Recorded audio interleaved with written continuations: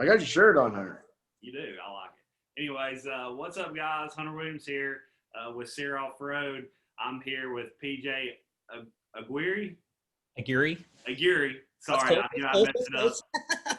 And then we are here with Ryder LeBlond, Nick Ferringer, and the one and only Chuck DeLullo.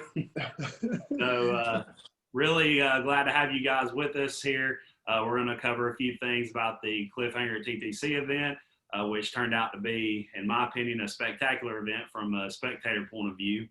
We'll get to hear your guys' opinion here in a minute. Ryder, looks like you were 5th overall at the race. Congratulations on that podium spot. That's really impressive. Chuck, where were you overall? Let's see. 7th. So that's really impressive. And then looks like PJ, your rank in the gold class was inside the top 20. So that's impressive ride also. So awesome stuff. So let's get into the race details. This was the first time that we had put a 4-hour time cap on a race. That, in my opinion, was a pretty long, grueling, time limit. Some of your other events are 3 hours or, 3 to 3.5 hours, something like that. So this was a little bit new for the SEER team. So what did y'all think about the time limit? Was that coming in? Was that a little bit of a long limit? PJ, what did you think about that? I thought the time limit was really good. I actually liked it. Just gives you a lot of time to, whether if you want to just, finish a lap or try to finish a lap or take breaks in between the race. And as far as like all the checkpoints and everything, I mean, that was amazing. I love that too. So time frame, I thought it was good. Yeah, I think you checked in at 4 checkpoints. Is what I had. So you made it to the 4th checkpoint, which was at the top of Uphill Swamp. So that's pretty close to a lap, but not quite a lap, unfortunately. Next year, I know it was tough. By the time I got to Uphill Swamp, I was like, I can make it to Lambkin Falls, and so I tried to go a little bit more, and I made it to the top of Lambkin Falls, and then I was just like, I timed out. Yeah, but I had a great time. It was awesome. Good stuff. Ryder, how many laps did you complete? 3. 3 full laps. Did you time out at the finish check? Yeah. I would have had more time to get to the next check, but I messed up and didn't keep going. So. Yeah, I think you and Quinn were kind of in that position battle for that next checkpoint, right? Yeah, we were. It was all my fault. I just didn't keep going. I should have, but can look back at it next year and hopefully learn from that. So yeah, definitely, for sure. Let's say, Chuck, what did you get done? How many laps and what checkpoint did you make it to? 2.5 laps. What is it? 13 checkpoints, I think. Does that sound right? It said on. There was 5 checkpoints. Yeah. So. Well, I went around. At the end, it said like 13, right? You got like 15, didn't you, or something? Something like that. So like 2.5 laps or so, 2 3/4, something like that. Yeah. I made it back around to where the finish was, but coming the other way. So I don't know how far that was. Yeah, that's right. That's like the halfway point, pretty much. So yeah, okay, about that. Yeah, and I didn't know the race was 4 hours long until we got to the line. Yeah, I think that might be something a little helpful. These virtual riders meetings, they're cool and everything, and they get a lot of the information across through the social media stuff, pre-race. But I think a little bit of those fine details might need to be addressed at the start for guys at the top level. A lot of you guys were wearing watches, and that can make or break your race by wearing a watch and knowing certain time limits and stuff. So maybe kind of work on that for this year, for 2021. And then we also got Nick Ferringer. What place did Nick Ferringer get? Nick Ferringer. Second. He got second. That's right. Our gold class SEER 2020 champ was second overall behind Cody Webb. So. Yeah. It looks like it took a toll on him. Looks like you went straight to the local tanning bed for the last. Well, cool stuff. Let's see. We had a couple of awesome sections that have never really been in like a race at the TTC before. You guys all hit on. We had the new mountain bike loop that was kind of slick uphill, downhill stuff, and then we got to the wash. Ryder, one thing that sticks out with me when y'all first came through the wash, it was Nick in first. Nick took a tumble, and then it was Jordan, I believe, and Cody, and then you were like fourth. And dude, you passed all four of them and just one bomb up straight up the center of the wash. What was that like for you? It was pretty cool. It kind of caught me by surprise. I just got a good run from the bottom, got traction like halfway up and passed them. I don't think any of them walked it, so I had a little bit of advantage. I walked and saw that, which might play a part in it, but still pretty cool to pass Cody and Nick and Jordan because they're all top guys, and it was neat. Happy someone got on video too. Yeah, it's going to be posted here in the next little while whenever I get a chance to upload it. So, you'll get to see that pass again. Awesome. Chuck, what were you coming into the wash? About fifth or sixth, maybe? No, I was way back, I felt like I really struggled at first, I was behind Drew Kirby and Dobbs and them. I'm not sure where I was at that point. I got a bad hole shot, and I went down a couple of times. I had a tough time with all the leaves, with the rocks under there, at first. Second lap was a lot better. Yeah. What about PJ? What did you think of the wash? I'm sure the leaves weren't too bad by the time you got to it, were they? Yeah, by the time I got to it, it was, the lines were pretty well established. And, I took a second from the bottom, and I just kind of looked at it and, just following the line of least resistance. And, I get up to the rock that's kind of the halfway point where everybody was just kind of hanging out to the left over there. And Kef was there, and he was like, I was pointing a certain way, and he was like, man, don't go that way. You're going to suffer. And I looked at him, and I was like, okay. So I just took that little, that little curvy rut in the middle, and it just slingshotted me right up, and it was awesome, man. It was awesome. Loved it. Yeah, we were expecting that to be a lot worse than it was.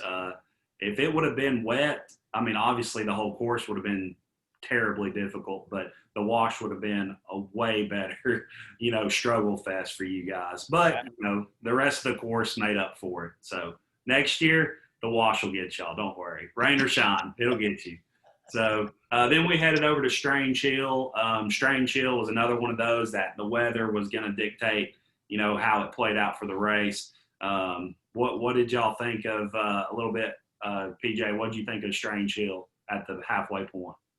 Strange Hill, is that the big climb out of the road bed?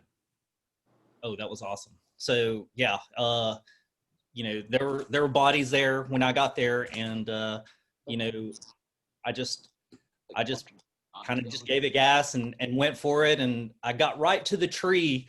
Like there was this tree there, and if you didn't make it past the tree, you would have to push a little bit. So I got right to the tree, and I had to push a little bit, and then you did that traverse, right? And then you went back up, and that was a lot of fun. And then you jumped the log back onto the roadbed at the very beginning, right? So my first attempt, man, I hit that log, and I just got slingshotted to the right, and I was like in between the road and that tree that was down right there. And I looked at my bike, and I was like, oh my God, man, I'm going to be here for a long time, and Alex was like, man, I'm sorry, I can't help you. And I was like, don't worry, man, I'll get it eventually. And I finally got out and, hit the log and got onto the roadbed and went out. So yeah, it was awesome, man. Loved it. I knew that spot down where that log had fallen was going to suck somebody in there. I guess it just happened to be PJ, right? I'll tell you what, I think if I was like 8 more inches down, it would have been like totally different. 8 more inches, you know. Ryder, were you first coming into that section? No, I was right behind Cody the first lap. But I really like that was probably one of my favorite sections. It was a short section, but it was fun. It was a good. I like the hill climb right before, and then a little bit of an off camber, and that first little uphill, and then jumping over the log. It was pretty sweet. Yeah, I really enjoyed pre-riding that section. I'm glad I didn't have to race it, but I enjoyed pre-riding. Let's definitely got pretty around the track a little bit. We came to Easy Creek next. All you guys went through Easy Creek. That was the really rocky creek where there was a checkpoint, and y'all just kind of kept working up. And then it had the insanely steep roadbed through the woods at the end of it. Ryder, what was your take on the Easy Creek section? The actual creek with the rocks wasn't too bad, but that hill after, that was gnarly. Especially, I think the second lap, I was probably there for a couple minutes. I felt like just trying to get through some people. And I think Jarrett Moan was there. He helped me. Someone was there with a tug rope pulling Jordan Ashburn up, and it was chaotic there the second lap. It was a cool section.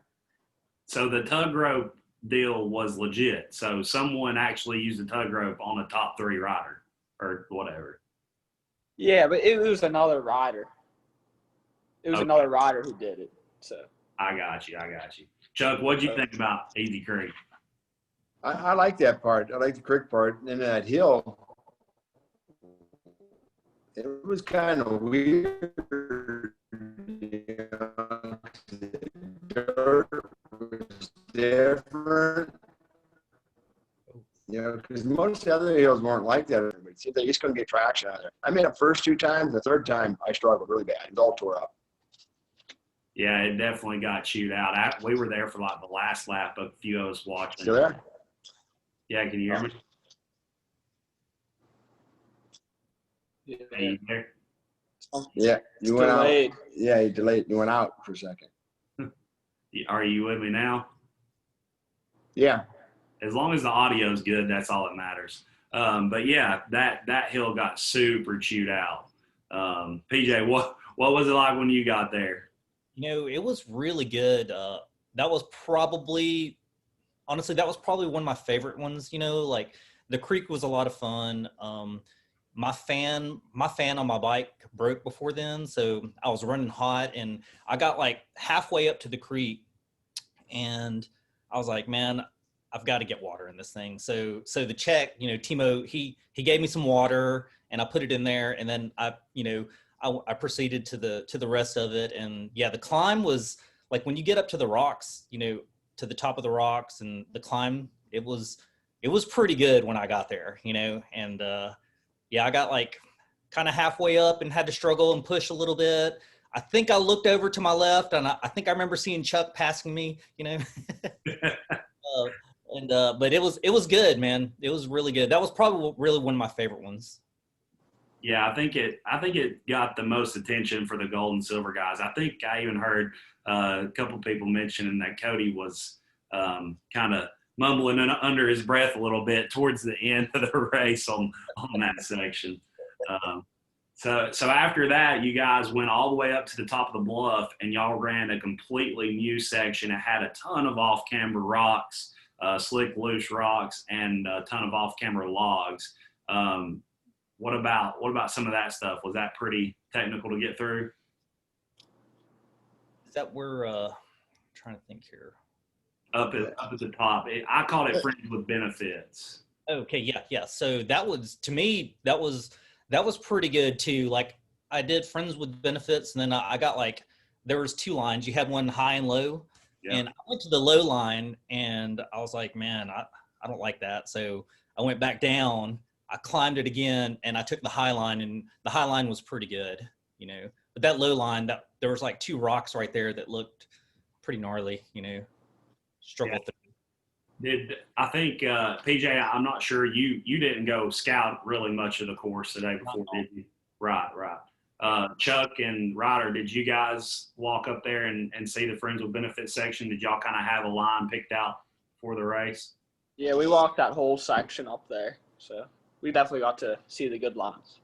Yeah, that's good. Yeah, that's super beneficial in a pretty nasty spot like that, especially if, like Chuck said, he didn't get a good start. You can make up a lot of time just by seeing a better line than somebody that's coming in there fresh. So, Chuck, what was that hill wasn't that bad.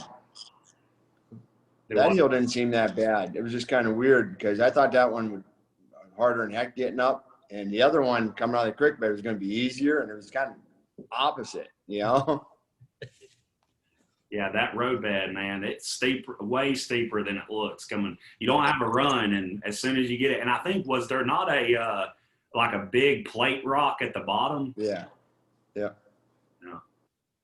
Yeah, We looked at that. You go to the left-hand side of that, you know. But that third lap, it was like everything was tore up then. Dang, yeah. I don't know how you guys do it. I used to be out there with y'all, and I'm glad I'm sitting in this seat now. But so, anyways, y'all made y'all's way on around the rest of the course and back to the finish, and seems like everybody had a blast and really good results. So. Chuck, give us a little background real fast on the team here with Ryder and what you guys are kind of going for.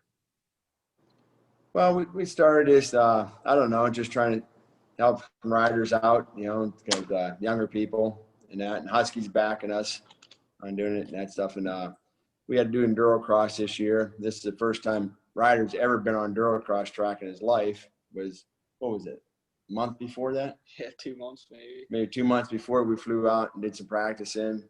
Then we went back out the week before or so, and I did some more practicing. But he ended up, you know, 10th overall, tied with 10th, another kid, and so he did really well for the first time ever, you know. And all the hard enduros, you know, we're going to try to hopefully, you know, get on the podiums, you know. Hopefully, he can get up there and do a lot better this year, you know. I think he's going to. You know, he does really well. He's doing personal training. He's trials riding. We did that today, and then we're gonna ride big bikes tomorrow. So, trying to kill me, Hunter.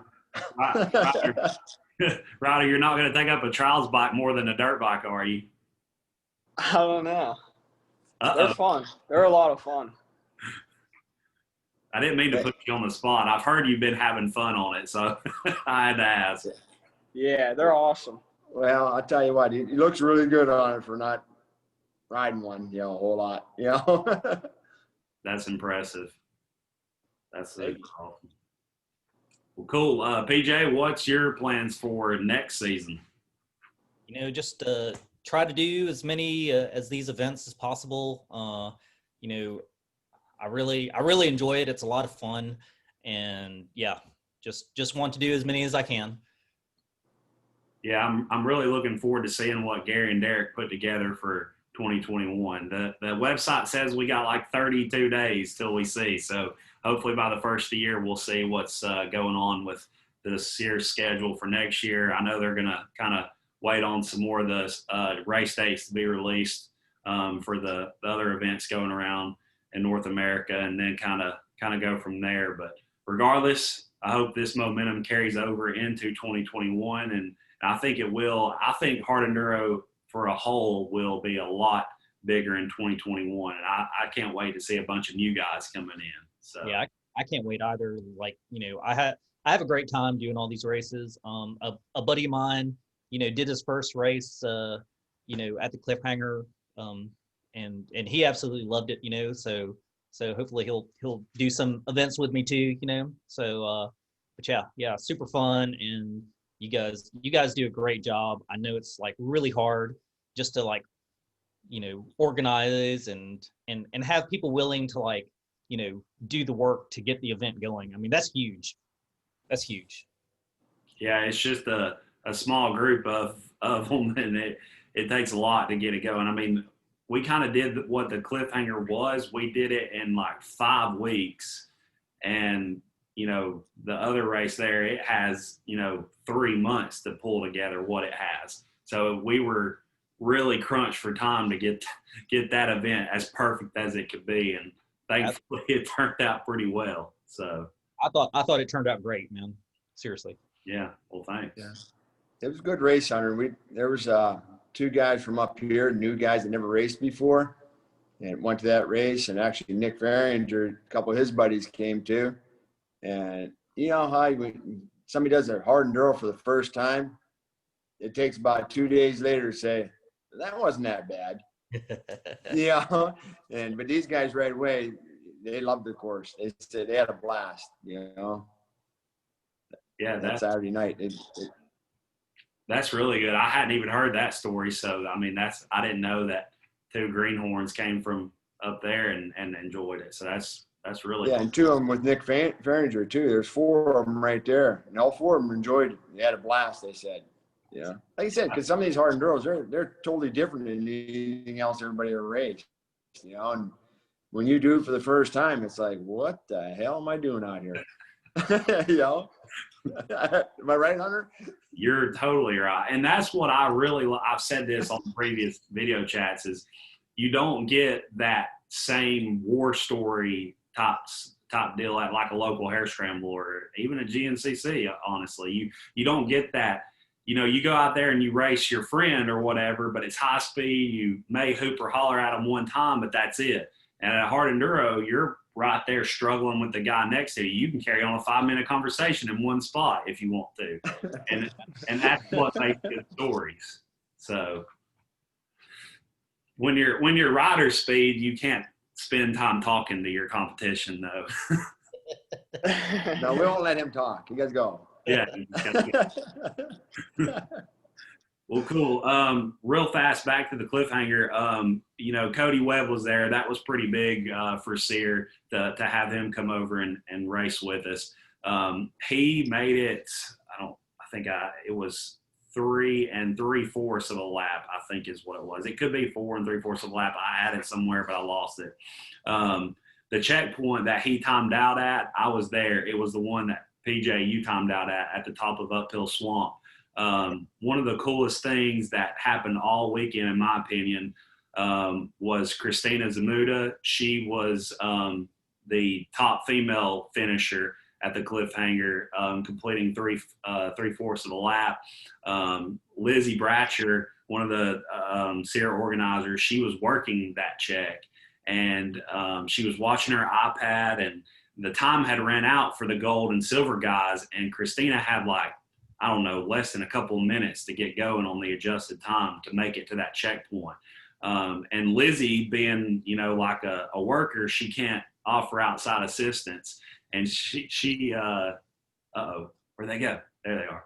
Anyways, Lizzie ran down and was yelling at the guys. It was Cody, and it was Cody and Will Presson and a bunch of other guys. And Lizzie was like, guys, we were all talking, guys, come help Christina. And nobody was paying Lizzie attention. And then she screamed at us, guys, come get Christina.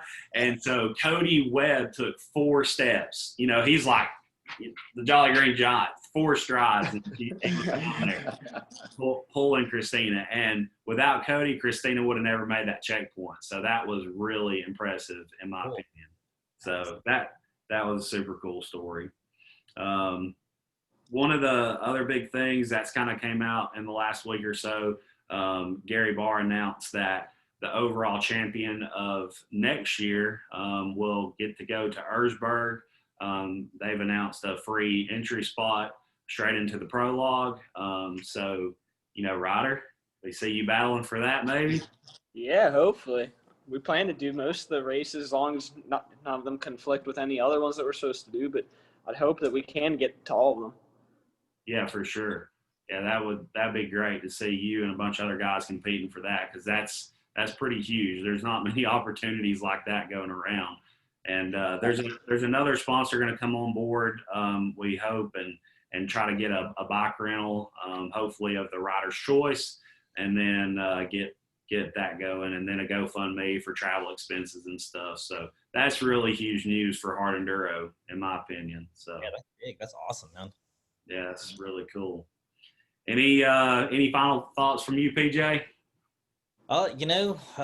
Just keep up the good work, guys. That's really it. And it's like I said, I love writing these events, and I think you guys do a great job as far as really everything, as far as designing the course and having different ones for different skill levels is pretty awesome too, just to like get, you know, other people really interested in doing it and wanting to take kind of baby steps into it. It's pretty awesome. So yeah, just keep up the good work, and, you know, whatever I can do to help, I will. So absolutely. Perfect. Sounds great. Ryder, Chuck, any final comments? Yeah, just thank you for having us on. Thanks for putting together great races, and hopefully we can get to some more next year. Cool. Yeah, thanks, Hunter.